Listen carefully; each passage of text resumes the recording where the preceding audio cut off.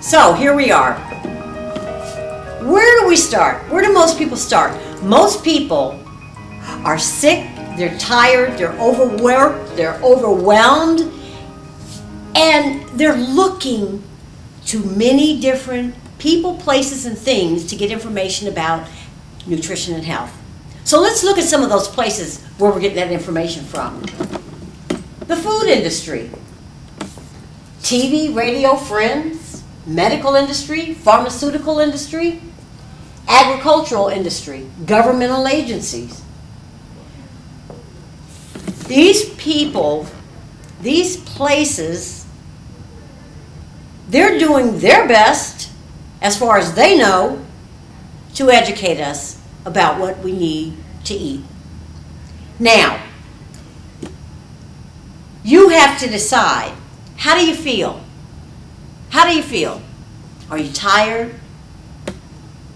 Do you have mental fog in the afternoon? Are you aching?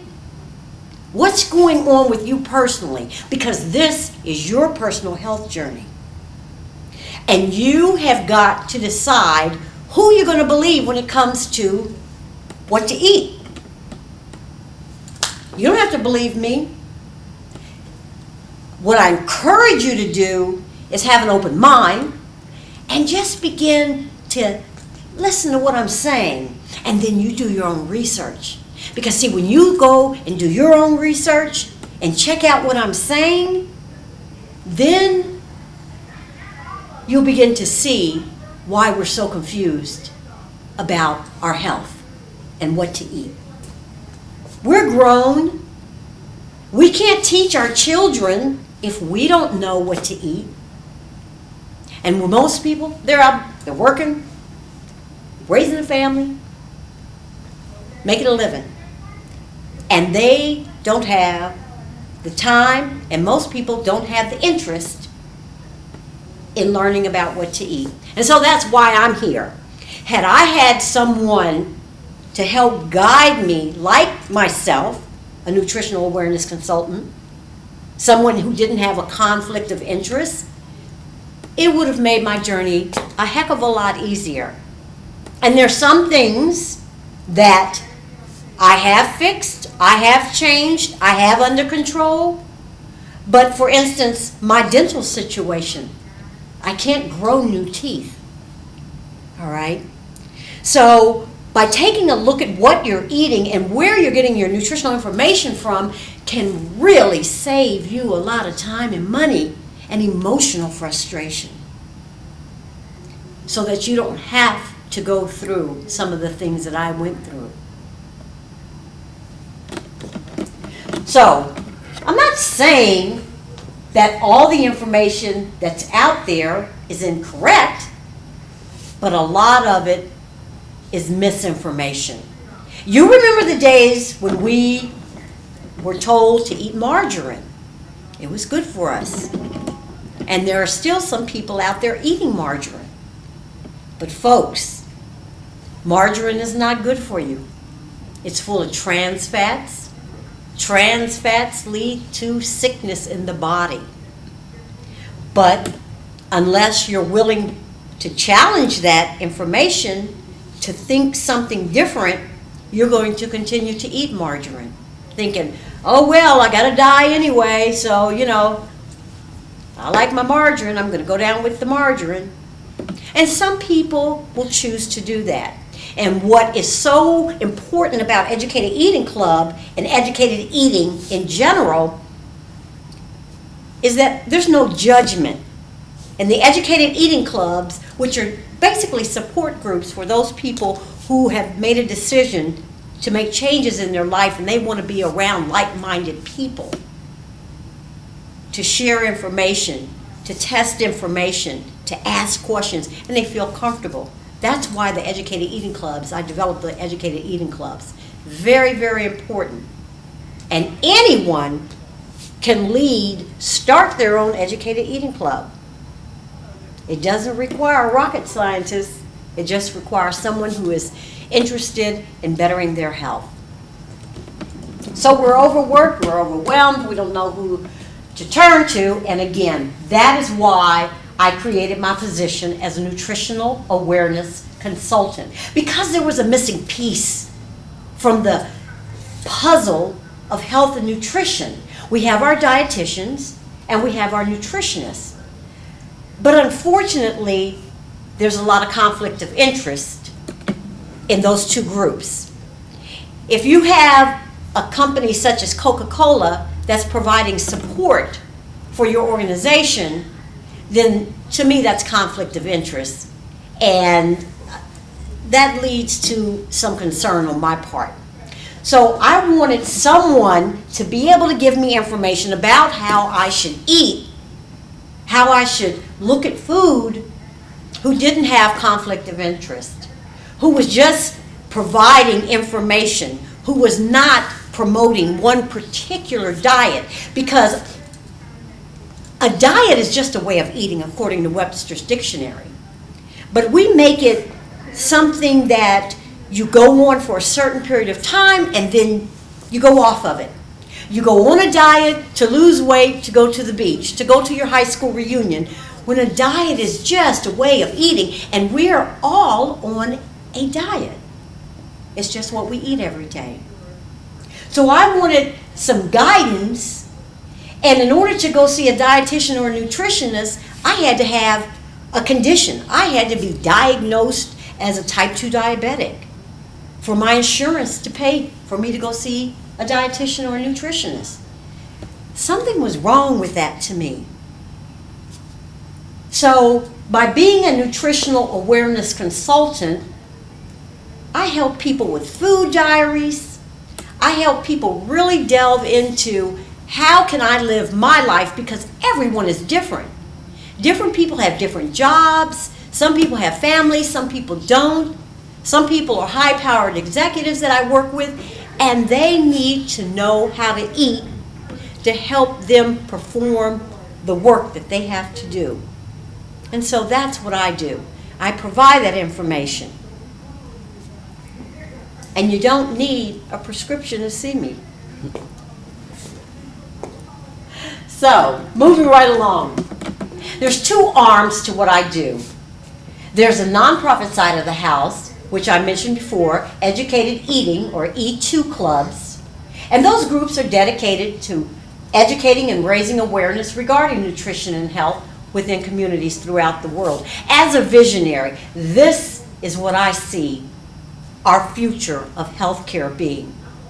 Individuals taking personal responsibility for their health and coming together, working together to uplift each other.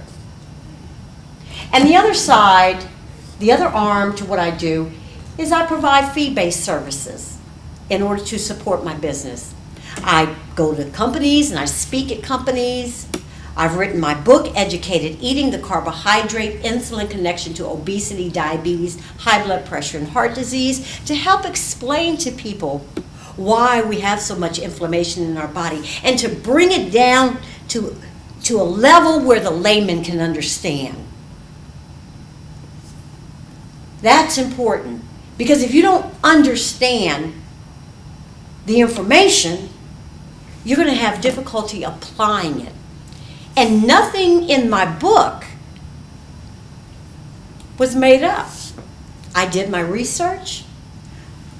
I cut away the stuff that may have been too confusing, and I dealt with the nuts and bolts of the information. Things such as, what's the purpose of food? Why do we even need to eat? What do we need? Most people don't know that. They just eat.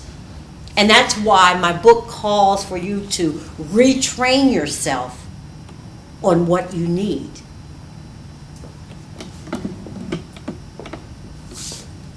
So as a nutritional awareness consultant, I'm an educator and a consumer advocate.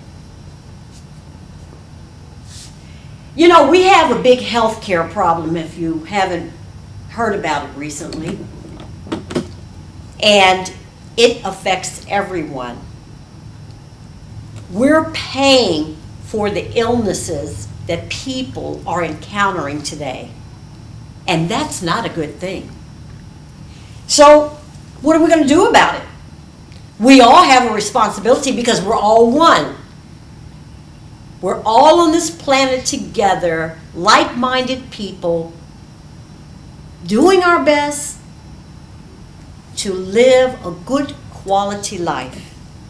And no matter how much money you have or how much money you don't have, how happy you are, how unhappy you are, everybody has got to eat, people. You gotta have food. You have to provide sustenance for the body. For some people, it may be McDonald's. For some people, they may have a chef that cooks their meals every day. And here's my point. Rich, poor, cook it yourself, have someone else cook it for you. You can't escape the fact that you've got to nourish your body. And so the average person is going to have to take care of themselves, provide their own cooking or going out, but whatever you choose to do, whether you're eating out or you're preparing your own meals, you got to look at what you're eating. Because you're the one that's going to experience the consequences, and in today's world, it's called inflammation. So inflammation, crucial, bottom line when it comes to whatever ails you. I don't care if it's acne, eczema, weight issues, it doesn't matter. Foggy head, can't think clear in the afternoon. That is a perfect example of the body being inflamed. And it's those things that you can't see a lot of times, like eczema you can see, acne you can see, but you can't see a fatty liver, all right? You can't see type 2 diabetes initially until the amputations come, if it goes that far, and it doesn't need to go that far. So the point I'm trying to make is just because you can't see inflammation does not mean it's not there. For example, I told you I had a lot of dental concerns. I have a lot of inflammation in my body centered around my dental issues. So we all are experiencing certain levels of inflammation, and to the degree that you're willing to take a look at it via your food will determine how much better you're going to feel and how you're going to change your life. So a solution to the epidemic levels of disease in our world today, and again, the operative word here is a solution. It's not the only solution, but it can be a big part of the solution to our healthcare crisis that we're currently in. So a solution, educated eating. Because with educated eating, you don't need a particular piece of equipment, you don't need a particular notebook, you don't need anything special. Everything you need, you already have. It's your mind. Open up your mind. Begin to question what you have been told, what you have been taught, what you have learned about nutrition and health, and it can change your life. It's incredible. So, educated eating is totally dedicated to encouraging and empowering the individual to seek a higher level of health through education and awareness of your personal food choices. It's got to be a choice for something more. You must choose, because no one can do it for you. You must want to feel better in order for you to make a change. No one can make you change. And there's something about that personal choice in the matter that really does matter. Because see, what I know, what my truth is that you matter. Because we're all one. We're all together on this health journey. So educated eating, it's cost effective and it can begin right now. How does that begin? How do we begin? We begin by understanding why the human body needs to eat. Why? Have you ever even thought about that question? Why do you need to eat? There are two main reasons that you need to eat. One of them is to build the body. You must constantly be building your body, repairing your body, maintaining your body is the other reason that we eat. Build the body, maintain the body, energize the body, power the body. Those are the reasons that we eat food. Not because it tastes good, because it looks good, because it's Christmas, Halloween, Thanksgiving. That's not why we need to eat. We need to eat for energy and maintenance. Those are our reasons. So when we really understand the purpose of food, then we can move forward and understand what the body needs. So what does the body need? Well, let's see. There's approximately 8 nutrients that the body uses in order to provide energy and to build the body. The first 3, your proteins, your fats, carbohydrates. Those are called macronutrients, and they are fuel for the body. How you feel and how you function will depend on those 3 macronutrients in general: protein, fat, carbohydrate.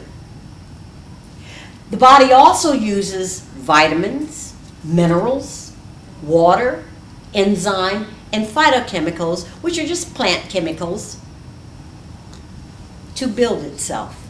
So that's what the body uses. Now I want to move into what proteins, what fats, and what carbohydrates are. So protein, fat, and carbohydrates, well, they're 3 dietary sources of fuel. And the reason I say there are 3 dietary sources of fuel is because that means you must eat them, all right? They come from the diet. Now let's talk about what proteins are made up of. Proteins are made up of generally amino acids. Body can't make amino acids in general, so therefore there are certain amino acids that the body must get through the diet, and that's why they're called essential. Proteins are essential to the body. You must take them in through your diet. Fat, on the other hand, well, it comes from, they're made up of fatty acids. Fatty acids, and they're also essential to the body, which means you must obtain them through your diet. Now let's look at carbohydrates. Carbohydrates are just different forms of sugar. Whether they're complex carbohydrates or simple carbohydrates, they're still just different forms of sugar that break down into glucose in the body. And here's what's really important. Carbohydrates are not essential. And I'm going to expound on that just a little bit more because this is a very, very, very crucial point. Carbohydrates are not essential. What do I mean by that? There are no essential carbohydrates. None. None. 0. Which means we don't have to eat any carbohydrates. 0. I want to be clear about that number. 0. For human health, there are no essential carbohydrates, which means you do not have to get them through your diet. Why is that? This is why. Because all carbohydrates, be they complex or simple, break down into sugar, which is called glucose in the body. And guess what? The body can make its own glucose. Did you know that? I didn't know that. The body has the capacity to make its own glucose. It's called gluconeogenesis. Oh, there's a big word. Don't worry about it. It's just new sugar making. It can make, your body can make its own glucose. It can make, especially if you're running predominantly on fat, which most people are not. The little bit of glucose that your body does need, if you're running predominantly on fat, your body can make all the necessary glucose it needs for the central nervous system and for the brain. So that's why carbohydrates are not essential to human health. So we've got the fuel, and now let's take a look at insulin. Down at the bottom you see insulin, and in parentheses I have hormone. That's because that's exactly what insulin is. Insulin is a hormone. Our bodies need insulin. It's a good thing, but too much, excess, is not good. High levels of insulin, not good. It's poison, it's toxic for the body. So you don't want to have high levels of insulin. Now, how much insulin do those three fuels that you can use, that your body can use, how much insulin does it cause the body to produce? Well, let's take a look at fat. According to the chart, fat only causes a low insulin production. Low. That is good. That's a good thing because we want to keep our insulin levels low for overall health, to reduce inflammation. So, you know what? I think that means fat is good for the diet. But let's move along. Talk about protein. Protein causes a medium surge of insulin when you ingest it. A medium surge. But look at carbohydrates. We're in the red zone here. Carbohydrates cause the body to produce a large amount, a high amount of insulin when you eat carbohydrates. And that's what we don't want. So that's another reason why you want to take a look at the amount of carbohydrates you're taking in through your diet. Because if you're eating a high level of carbohydrates, that's causing a high level of insulin production, high levels of inflammation, high levels of disease in the body. That's not good. So the problem is the proverbial white elephant in the room. And what does that mean? People are showing up with high levels of obesity, diabetes, high blood pressure, and heart disease. And guess what, folks? It all stems from too many carbohydrates, too much insulin. That's just a portion, a big portion of the inflammation picture. Because high levels, for instance, of cortisol stimulate insulin production. Drugs that people are taking stimulate excess insulin production. Wow, did you know that you could have low levels of blood sugar and high levels of insulin? Have you heard of insulin insensitivity? Your cells are having a difficult time allowing sugar to enter. Insulin is too high in the body. So these are just a few of the conditions that are showing up in people's lives. I did not address in my book cancer, eczema, arthritis. People, these are all levels of high levels of inflammation, and the body is responding in various ways. Like I said, eczema, arthritis, type 2 diabetes, just making us sick and unhealthy. So, here's the connection I want people to really look at. We're talking about excess carbohydrates, excess insulin. Too much of those two is not a good combination.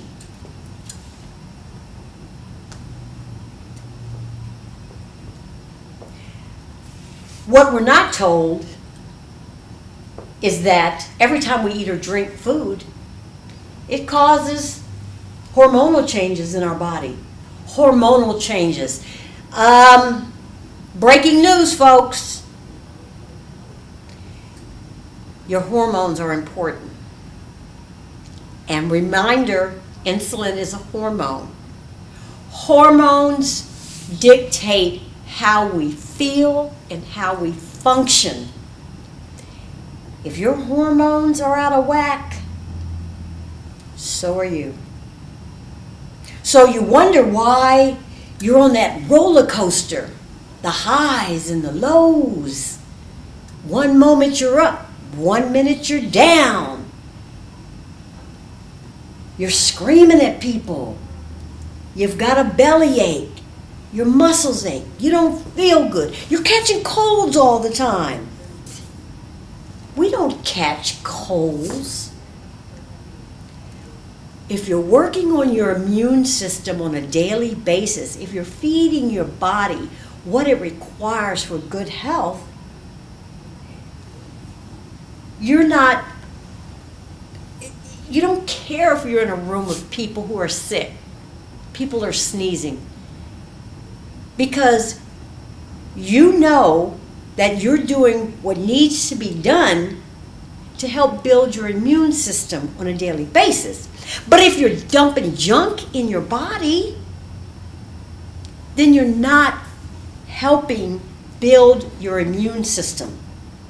And so you're going to be more vulnerable to the viruses, the bacteria that's going around. All right? So that's why there's no quick fix for anything. And sugar feeds the body in a not so good way, especially excess. So every bite of food, everything you drink, it's telling your body to do certain things. And insulin, one of its jobs is to deal with the amount of sugar in your bloodstream. But insulin also sends signals to your body to store fat and to tell your body, don't release any fat when it's trying to deal with the carbohydrates you're putting in. All right? So protein and fat, it gets shoved to the side. It gets shoved in the fat cells because carbohydrates, that sugar, becomes top priority in your body. That's the first thing your body has to deal with, because excess sugar in the bloodstream is toxic to the bloodstream. And so insulin, don't get upset with insulin. It's needed for the body, but it's just doing its job. Protein and fat, get out of the way until we deal with the sugar. All right? So eating's not about willpower.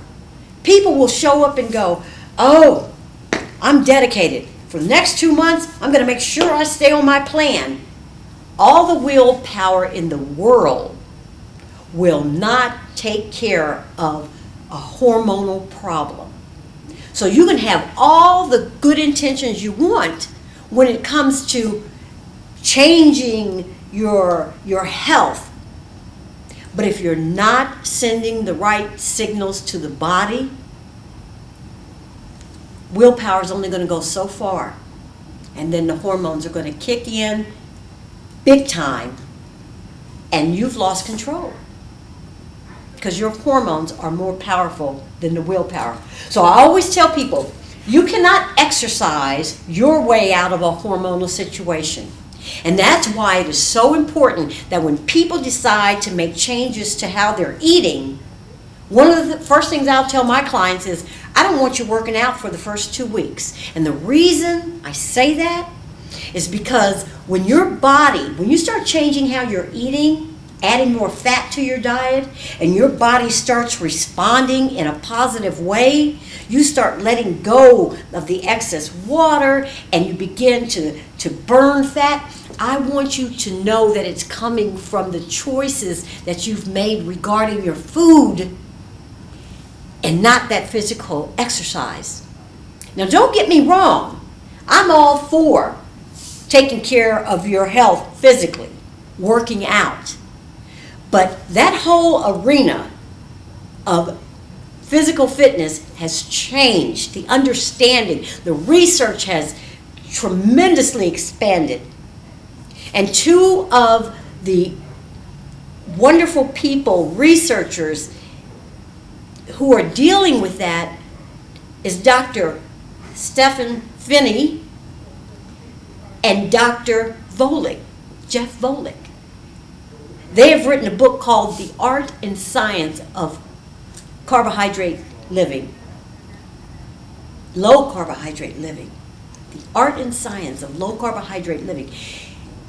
Those two individuals are incredible in the amount of work they have done. And Dr. Peter Attia is another young man who has just done an incredible amount regarding nutrition, health, physical exercise. And you can hear them speak on Jimmy Moore's Living La Vida Low Carb website. He's got his 3 podcasts there, and he talks to these people. Jimmy Moore has an incredible story. I encourage you to go to his website. He was dealing with a lot, he's your average person that was dealing with a lot of health issues. He's lost a lot of weight, and he's really reined in his health concerns by changing how he's eating. And he has helped so many people.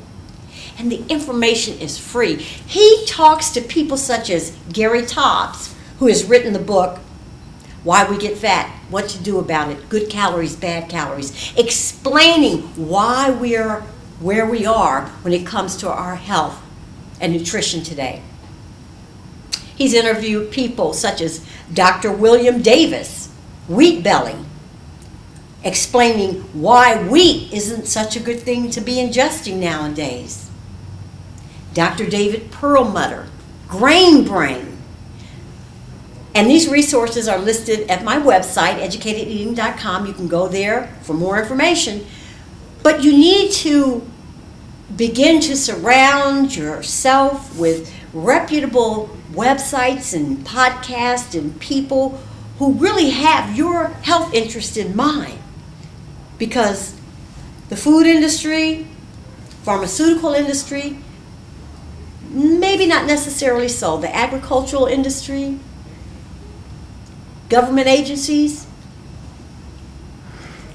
you have to become responsible for your own health. It's a personal responsibility. And guess what? This is what I love about it. You got the smarts to do it. It doesn't take a lot of work. Now, I'm very passionate about what I do, as you can probably tell. But I live and breathe health and nutrition every day. This is what I do for a living. And so what I'm sharing with you is you can do this. I want to encourage and empower you to take that next step, not to just throw your hands up and say, you know what, this is too much. This is beyond me. I'm done with it. It seems like every time I turn around, I'm reading an article, I'm hearing some movie or documentary about how it's over. Yeah, everything we eat is killing us. No, it's not. I'm here to tell you, no, it's not. You have the power. Just stop. I call it stop, drop, and roll. You know that thing they used to tell you when a fire would break out, right? But that's what you have to do. You gotta just slow down, look around, determine who you will allow through your threshold to deliver information regarding your health. Who you want to show up to help you. There's people out there. I'm one of them. That's why I became a nutritional awareness consultant, because I love what I do. I love sharing the knowledge that is flowing through me, because it's a power higher than me that's making this happen. All right? There's a power higher than me that is guiding my ship. And what I know my truth to be is for me to deliver it to you. And that's what I'm doing. So let's move on. First things first. Remember I talked about identifying food? We have our fuels, protein, fat, and carbs. Well, let's specifically talk about identifying carbs, and then we will identify some of the proteins and the fats that are also good for you. But this is our main focus, because if you can make that connection between carbohydrates and sugar, your whole world begins to change. You'll go to the produce department at the grocery store and you'll go, oh my gosh, vegetables, beans, peas, grains, and fruit. Those are your 5 categories of carbohydrates. What does your produce department predominantly consist of? Vegetables, beans, peas, grains, and fruit. Okay? And again, I am not saying carbohydrates are bad. I am not saying don't eat carbohydrates. Carbohydrates, the majority, the good quality ones, have good nutrition in them. But at the end of the day, it's still sugar. I don't care if it's a carrot delivered to you from heaven on a silver platter on Sunday between 2 and 3 to your front door. Ding dong. The body still recognizes it as sugar. And that's all I'm trying to get you to see here. Sugar is sugar is sugar, especially if you're a type 2 diabetic. If you are a type 2 diabetic, and let me share a piece of information with you, just about everyone walking around here nowadays is pre-diabetic and they don't even know it. That's one of the reasons I'm doing what I do. Because when I began to test my sugar, and you can go do it, go get a test package. It's not that expensive. Test your blood. See what your sugar levels are. You'll be shocked, more than likely. But just about everyone walking around here nowadays is pre-diabetic because of how we're eating. We live in a society that encourages you to eat all you can eat. All you can eat buffets. Get the most for your money. And you know what? The body doesn't really require a lot of food. And I'll just leave it at that for now. So identifying those carbohydrates, let's get back to that. Because people will look at that and they'll say, wait a minute, that's the majority of what I eat. I thought fruits were good for you. I thought vegetables, again, it's not about being good or bad, right or wrong. It's about recognizing that all carbohydrates break down into sugar in the body and is called glucose. And at the end of the day, just like it says, sugar is sugar, and at the end of the day, it all adds up. And too much sugar means too much insulin, which means inflammation, which means sickness. Now, let's talk about blood sugar. Did you know that the body only requires approximately 1 teaspoon of sugar to be circulating at any given time? 1 teaspoon. People, that's not much. Look at this apple down here. That apple, that beautiful, shiny delicious looking apple has 20 grams of carbohydrate in it. How much sugar is that? That's 4 teaspoons. How do you know? Because like I said, approximately 1 teaspoon of sugar equals approximately 5 grams of carbohydrate. I just say 1 teaspoon and the 5 to keep it simple. All right? Let's stick with real simple math. So you take that 20 grams divided by 5, and that's how you come up with that 4 teaspoons of sugar. So now you could go pull out a package and look at the nutrition facts label. All right? Look at how many carbohydrates are in 1 serving divided by 5, and that'll tell you how much sugar you're going to be ingesting in that 1 serving. That is powerful information for you. Now you can no longer sit back and go, oh, I didn't realize I was taking in so much sugar from the donut, the waffles, the bread, the pasta.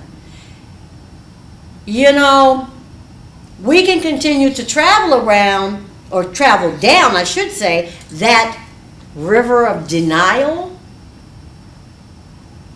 or not.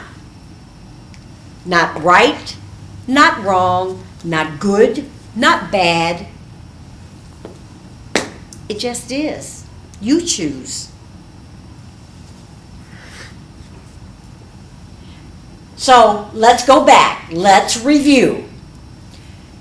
How many carbohydrates does the body need a day? 0. Z-E-R-O. Biologically. 0.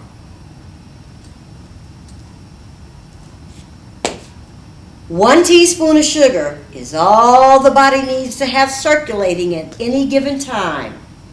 1 teaspoon. We require 0, and the body has 1 teaspoon circulating at any given time. Okay, well, first of all, most people are eating a heck of a lot of sugar. High levels of sugar, low fat. Because why? That's what we've been told to eat. Eat a low-fat diet. But folks, when you eat a low-fat diet, it is generally higher in sugar. That's not a good thing, as we've talked about before. So the recommendation, the goal, is to look at switching from a high sugar diet to a high fat diet. Now let's think about that. Let's think about that. What's another good reason for wanting to do that? Well, Nora Gagatis gives the example of sitting at your fireplace in your home and heating your fire with wads of paper that you just throw into your fireplace to keep your house warm. Okay?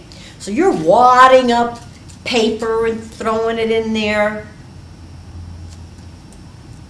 using maybe some little kindling.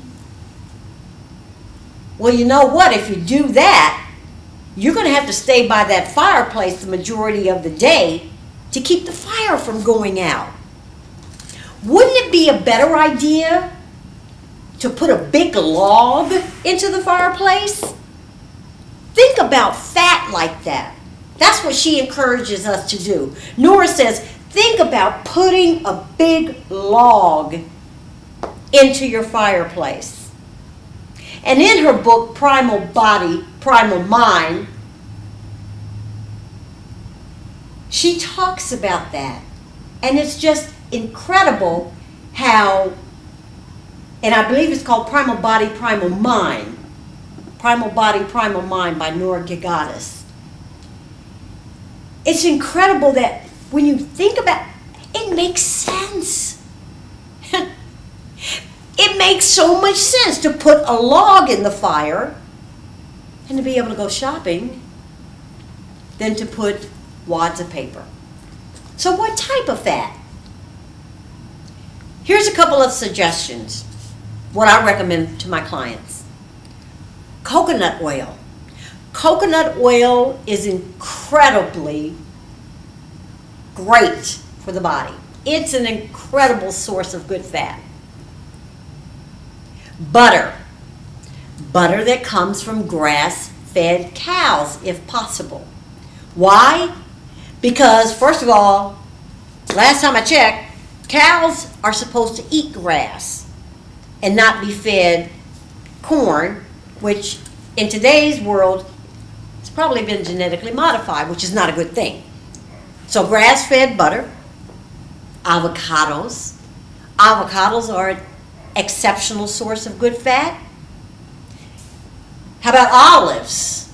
There's all kinds of olives out there. I'll have clients tell me, oh, I hate olives. Oh, I hate olives.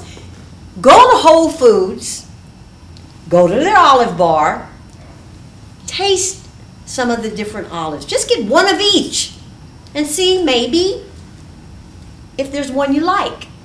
But if you don't try, you'll never know. So you may have tasted some olives that just didn't work for you. All right?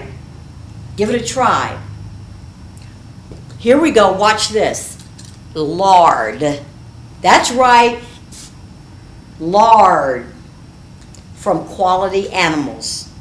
Did you know that McDonald's used to cook the French fries in lard before they switched over to the vegetable oils? They did. Maybe I'm showing my age. Whatever.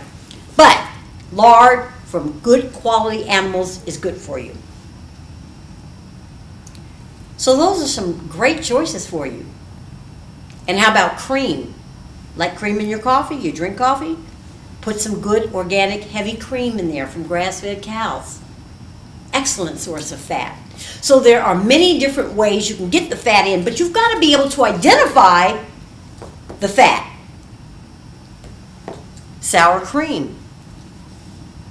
Full fat sour cream is a good source of fat. So let's talk about a strategic meal. It's not hard to eat if you know what your proteins are, what your fats are, and what your carbohydrates are. Of course, we're talking good quality. So protein, 4 to 6 ounces of protein at each meal. A nice steak. And how about some fat? Kerrygold butter is an outstanding butter that you can use. Avocado, great fat in there.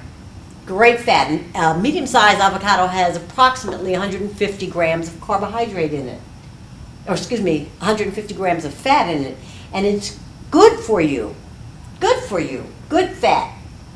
Same thing with your olives. Olives, like I said, are very, very healthy. Now when it comes to your carbohydrates, again, I'm not saying don't eat carbohydrates. I'm not saying carbohydrates are bad for you.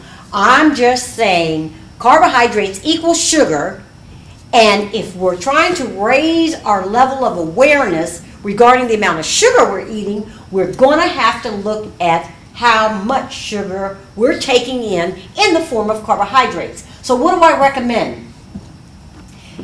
In general, carbohydrates in the form of leafy green vegetables. There are other things such as spinach, organic spinach you can take in, broccoli, kale. There are many different forms of your leafy green vegetables that you can eat. Now, if you want to eat fruit, for instance, initially you would want to stick with your berries. Your berries are one of the lowest amount of have the lowest amount of carbohydrates in them. And again, we're talking portions too. So again, don't hesitate to look at the information that's located in my book regarding the amount of carbohydrates in your, the carbohydrate level in your fruits and vegetables and your grains. But you want to stick mainly with strawberries, blueberries, raspberries, blackberries. The berries are really a great source of carbohydrates if you want to include them. And that doesn't mean that you can't have watermelon or you can't have a pear or an apple.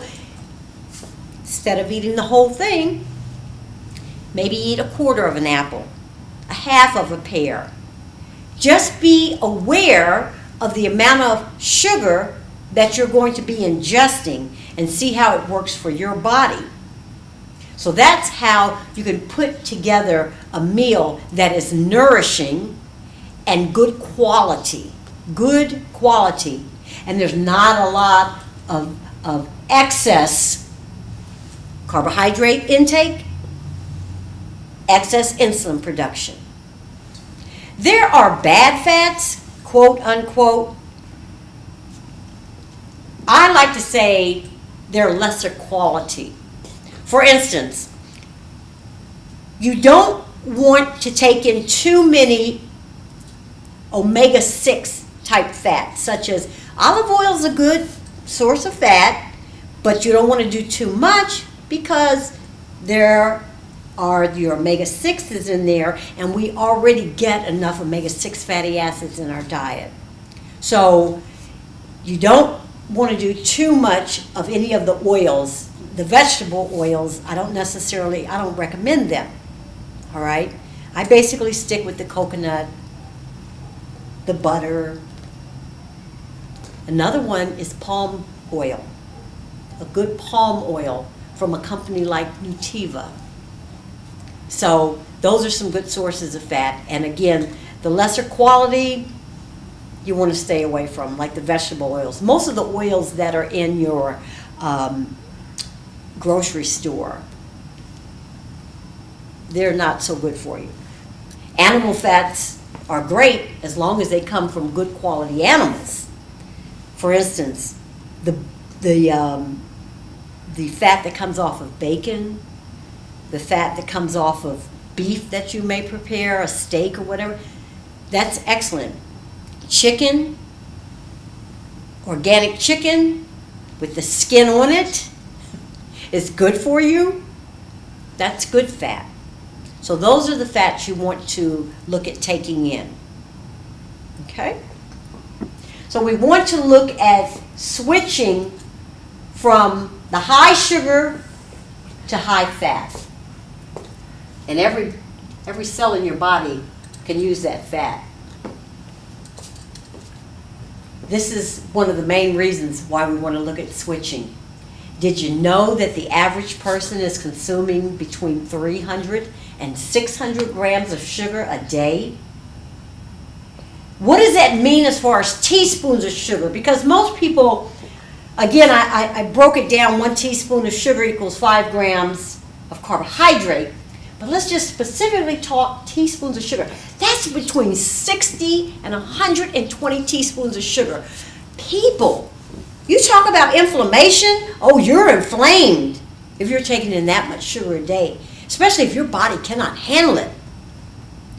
You can take in all the good quality foods you want, but if you have a problem digesting it, if your body is having problems getting the glucose into the cells, you've got high levels of insulin floating around, it's not good. So that's very toxic for the body, very toxic. So what's the solution?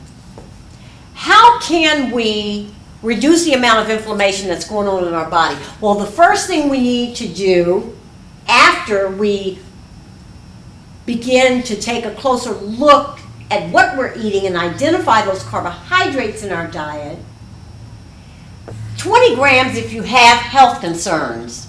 You're overweight, have diabetes, high blood pressure, any eczema type of health conditions, start with 20. That doesn't mean you have to stay at 20 for the rest of your life, but you have to start somewhere and see how your body responds. My body, for instance, can't handle more than about 20 grams a day. And if I do take in more than that, it affects me negatively. If you have no health concerns, say you're a 16-year-old who's, active, etc., then maybe the max you look at would be 72. Because again, how's your body handling the amount of sugar you're putting in it? And excess sugar in the body, as we've discussed, is not good for the body. And even if you're slender and you think, I'm good, I can eat all the stuff I want, all the carbs I want, maybe not so much, because the research is also showing that even people who are slender could be experiencing health conditions that they're unaware of. Because as I mentioned before, just because you can't feel the inflammation does not mean the inflammation's not going on. And inflammation is what will lead to dis-ease in the body. So what does a good quality plate look like? What I recommend to folks is approximately 100 grams of fat, and that's about 30 grams at breakfast, lunch, and dinner, based on the fact that you're eating 3 meals a day, because eating constantly is not good for the body. And especially if it's carbohydrates, because you're making your body produce insulin. And remember, when you're producing insulin, it's keeping you from burning fat. And if you're trying to access fat,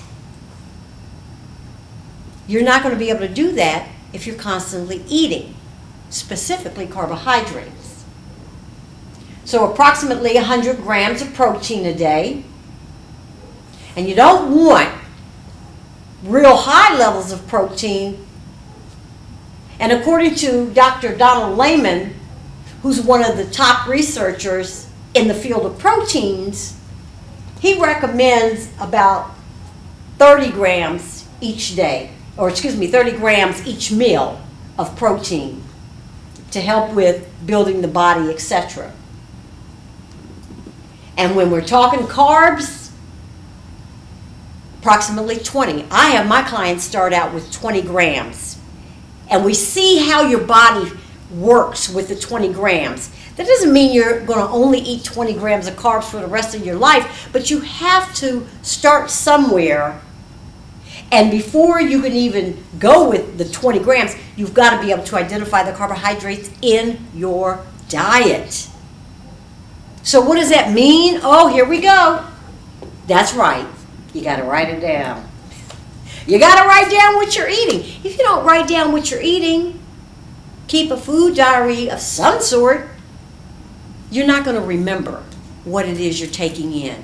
And you're not going to remember when you're taking it in, because you're so busy. The average person is so busy working, taking care of the family, etc. They're shoving food in their mouths. They don't know what time it is. They're just shoving it in their mouths. And guess what? If you're eating sufficient fat, you shouldn't get hungry in between meals. Wow, really? I haven't eaten for approximately 6 hours now. I'm not hungry. I'm going to eat, don't get me wrong, because like I said, you should eat on a regular schedule 3 meals. But if you eat sufficient fat, you're not going to be hungry. And it doesn't take a lot. It doesn't take a lot. So that's our recommendation. And I would encourage you to go to my website, educatedeating.com, if you're interested in any additional information, if you're looking for someone to come and speak at your church, your organization, your company, please feel free to contact me via my website. And I also like to encourage you to start your own educated eating club in your community, your church, at your job site. You don't have to have any special training to make that happen. And I can give you more information about that if you contact me. But it's a choice. It's a choice. We can deal with this healthcare crisis, or we can ignore it and just throw our hands up. But you have the power to change your eating and change your life, and it's all about a choice. And I would really like to thank the Spiritual Living Center of Atlanta, Georgia, for allowing me to come here and film. Reverend Dr. David Alt is our head minister, incredible spiritual teacher. And I would encourage you to follow your gut. You know how you're feeling. and you have the power to feel better. Thank you.